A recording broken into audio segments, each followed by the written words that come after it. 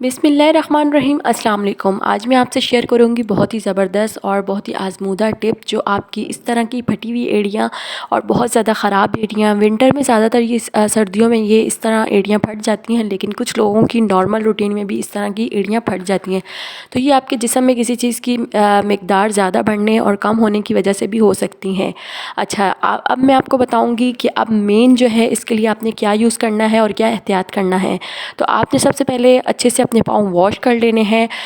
नीम गर्म पानी में आप नमक डाल के और शैम्पू कोई सा भी आपने सर्फ़ या शैम्पू कुछ भी आपने XYZ हल्की मिकदार में डालना है और इस तरह से आपके पाँव से जो मैल कुचैल है वो निकल जाएगी। फिर उसके बाद आपने रोज़ाना रात को रूटीन के साथ जो मैं आपको क्रीम बताऊंगी बनाना, वो रोज़ाना रूटीन के साथ लगानी है। बहुत ही ज़बरदस्त और अच्छी टिप है, आज़मूदा टिप है। तो इसके लिए आपको चाहिए 4 इंग्रेडिएंट्स। इसका मेन इंग्रेडिएंट्स जो है वो मोमबत्ती है, एक फर्स्ट जो है एलोवेरा जेल है, सरसों का तेल है और कोकोनट ऑयल है। ये 4 चीज़ों से आपकी एक बहुत ही ज़बरदस्त सी क्रीम बन जाएगी और आपके बहुत यूज़ आएगी और आप बहुत ही वाकई इसका रिज़ल्ट देख के आप खुश हो जाएंगे। तो सबसे पहले आपने सब चीज़ें जो लेनी है एक मिकदार में लेनी है। आपने अगर थोड़ी बना रहे हैं तो थोड़ी मिकदार में सारी इक्वल चीज़ें लेनी है। अगर ज़्यादा बना रहे हैं तो आप ज़्यादा मिकदार में सारी लेकिन इक्वल हर चीज़ लेनी है। तो सबसे पहले मैंने सरसों का तेल डाला है, उसको मैं हल्का सा गर्म कर लूँगी। नेक्स्ट जो मैं डाल रही हूँ वो है कोकोनट ऑयल। सरसों का तेल जो है वो एंटीबायोटिक होता है, आपकी जिस्म के लिए, आपकी हड्डियों के लिए बहुत ही ज़्यादा फ़ायदेमंद होता है।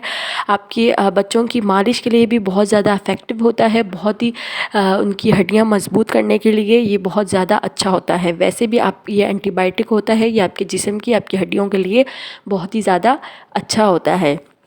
और उसके साथ ही मैं इसको मिक्स करती जाऊंगी। जब हमारा ये कोकोनट ऑयल भी मिक्स हो जाएगा तो उसके बाद जो है हमने स्टार्ट करना है मोमबत्ती का पे ये मोमबत्ती को हमने बिल्कुल ग्राइंड कर देना है। मीन्स कि हमने इसको हल्का सा खुरदरापन छोड़ना है, लेकिन आप छुरी से भी कर सकते हैं, आप वैसे भी कर सकते हैं। तो इसको भी हमने मिक्स कर देना है, सबकी मिकदार बराबर रखनी है, ये बात याद रखनी है।